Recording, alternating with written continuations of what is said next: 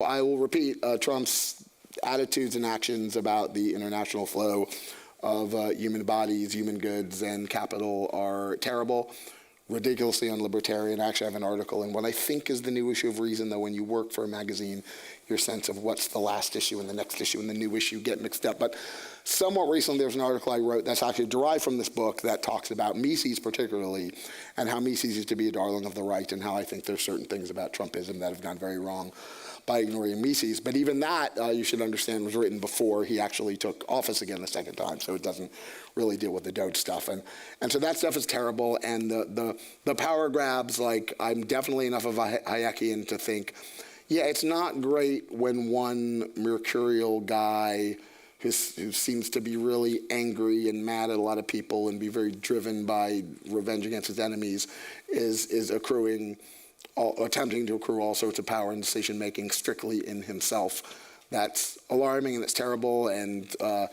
again, I perhaps bloodlessly, I would prefer judging policies and ideas rather than people. And you know, if all the terrible things about Trump make you feel like, well, I can't even say it's a good idea to cut some government jobs and cut some government programs, I don't think that's fruitful. I don't think it's good for the libertarian cause or any cause, but it's understandable. But similarly, just because you like that doesn't mean you have to go, I'm for Trump and everything Trump does is great.